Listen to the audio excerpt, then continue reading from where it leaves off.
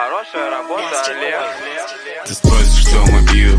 Сука, Desert Eagle. Сиропа где-то литр, давно устал от этих игр. Good morning, मैं हूं मनीष कुमार शर्मा और एक बार फिर से स्वागत करता हूं आपको अपना इस चैनल ज्ञान सागर में। दोस्तों, आज मैं आपको बताने जा रहा हूं स्पोकन इंग्लिश की बहुत ही एक बेसिक टिप्स अल्फ़ाबेट के बारे में। स्पोकन इंग्लिश को सीखने के लिए अपनी टोनर क्वालिटी को बनाना बहुत जरूरी होता है और आज मैं इसी बेसिक टोनर क्वालिटी के बारे में मैं आपको बताने जा रहा हूं। दोस्तों, सबसे पहले मेरा एक सवाल ये है कि अल्फ़ाबेट कितने होते हैं, अल्फ़ाबेट कितने प्रकार के होते हैं। अगर मैं आपसे ये पूछूं कि अल्फ़ाबेट कितने होते हैं तो बहुत सारे लोगों का जवाब ये आता है 26। तो मैं पूछता हूं कि ये 26 कौन कौन से होते हैं, तो लोग बोलते हैं ABCDEFGH। नहीं, अल्फ़ाबेट 1 होता है। अल्फ़ाबेट कितना होता है? 1 होता है। यानी कि अगर कोई आपसे पूछे कि अल्फ़ाबेट कितने होते हैं तो अल्फ़ाबेट 1 होते हैं। प्रकार बेशक 2 होते हैं, वॉवेल और कॉन्सोनेंट, लेकिन सवाल जब कोई आपसे ये पूछे कि अल्फ़ाबेट कितने होते हैं तो अल्फ़ाबेट एक ही होता है। कैसे? आइए मैं आपको एक चित्र के माध्यम से समझाता हूं। सपोज दैट, मान के चलिए कि मेरे पास बहुत सारे फूल हैं, मेरे पास कुछ फूल हैं और फ्लावर्स बहुत सारे हैं और मेरे पास जैसे यहाँ पर मैंने एक फ्लावर्स लगाया, फिर मैंने यहाँ पर दूसरा फ्लावर्स लगाया, फिर मैंने यहाँ पर तीसरा लगाया, फिर मैंने यहाँ पर चौथा लगाया। फिर इस तरह से हम एक एक फ्लावर्स को जोड़ते चले गए, एक एक फ्लावर्स को जोड़ते चले गए और जोड़ करके फिर मैंने क्या किया, इस फ्लावर से एक माला का निर्माण कर दिया।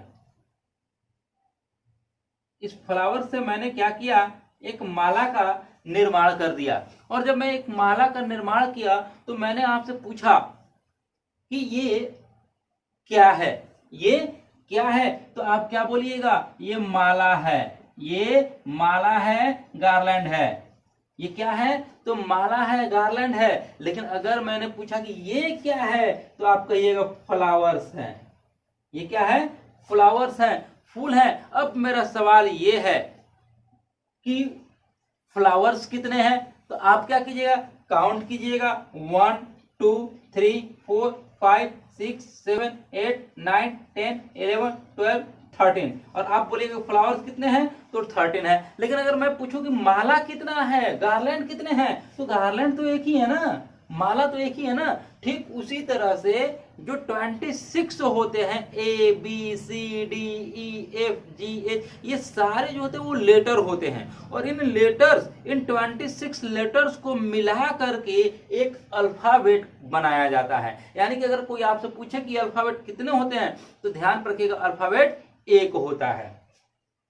ये 2 प्रकार के होते हैं, वावेल और कॉन्सोनेंट। वावेल 5 होते हैं, AEIO यू, और कॉन्सोनेंट जो होते हैं इन 5 को छोड़ दीजिए, AEIOU, तो बाकी जो 21 बचते हैं वो कॉन्सोनेंट कहलाते हैं। जैसे BCDEFGH JK LMN PQ RST VWXY Z, ये 21 कॉन्सोनेंट होते हैं। अब आइए मैं आपको बताता हूं कि ये जो 26 लेटर होते हैं, इन 26 लेटर के साउंड क्या होते हैं, क्योंकि स्पोकन इंग्लिश में साउंड का इंपॉर्टेंस बहुत से ज्यादा होता है। तो जैसे सबसे पहले हम बात करते हैं ए की। ए, तो ए के जो साउंड होते हैं वो बहुत सारे होते हैं, जैसे आ, ए, ऐ, औ।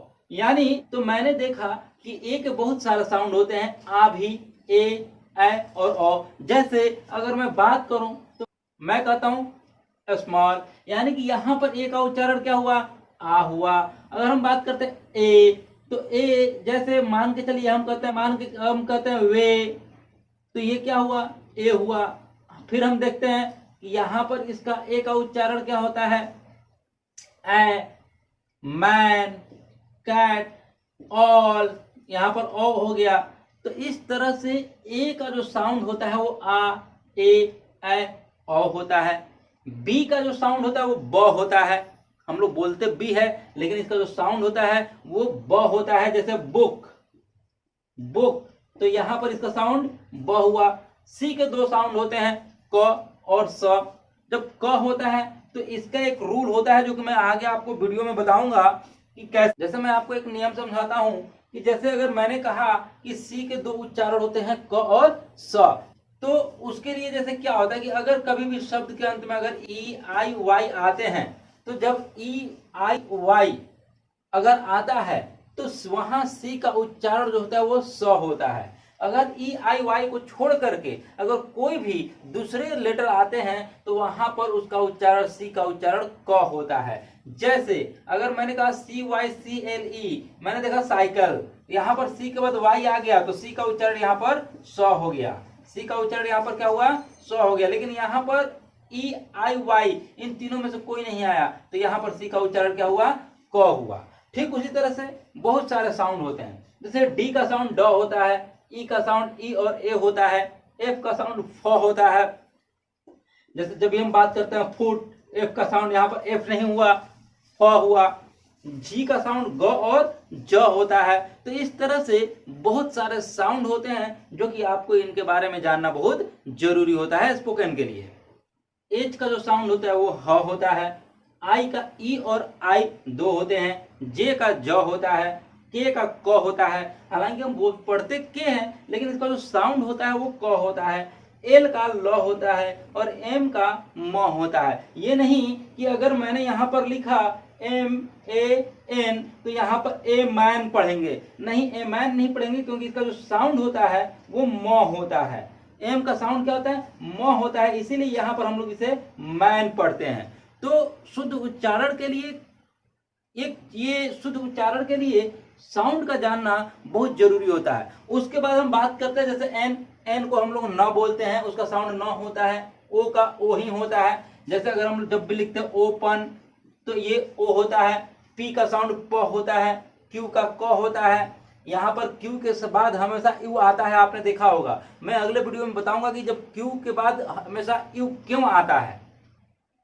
आर का र होता है, एस का स होता है, टी का ट होता है और यू का अ होता है। ये नहीं कि अगर हमने लिख दिया यहाँ पर कि यूपी मैंने लिखा लेकिन हम पढ़ते इसको क्या है, अप पढ़ते हैं, अप।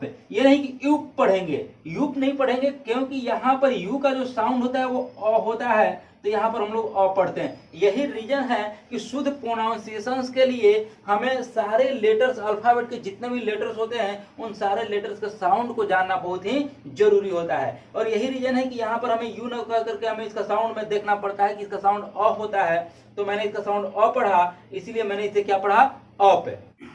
नेक्स्ट आगे देखते हैं। फिर हम लोग कभी भी अल्फाबेट में कभी कभी क्या कहते हैं, इसे भी कहते हैं। ये भी नहीं है, इसे हम लोग वी कहते हैं। इसकी शुद्ध प्रोनाउंसिएशन जो होती है वो वी होती है और इसका जो साउंड होता है वो व होता है। जब भी हमें लिखना होता है, जैसे अगर मान के चलिए मैंने लिखा वैल्यू, हम इसे पढ़ेंगे वैल्यू, ना कि वैल्यू नहीं, ये इनकरेक्ट प्रोनाउंसिएशन है। Correct pronunciation is value.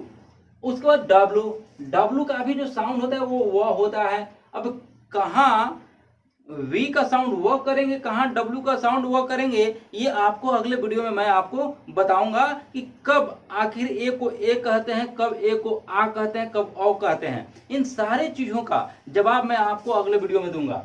उसके बाद एक्स, एक्स को एक्स भी कहते हैं, ज भी कहते हैं, जैसे जीरोक्स।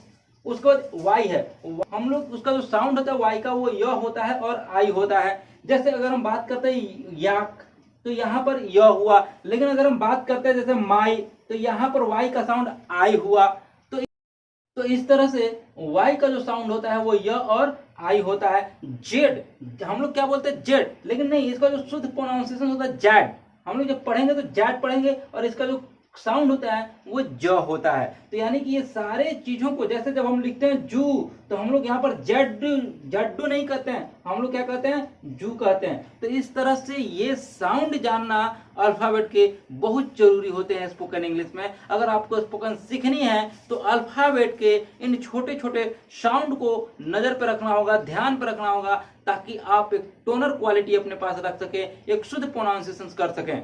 अब जैसे कभी भी अल्फाबेट जब आप पढ़िएगा तो अल्फाबेट में ध्यान पर रखेंगे A B C D E F G H I J K L M N O P Q R S T U V, यानी V W X Y Z नहीं, जेड।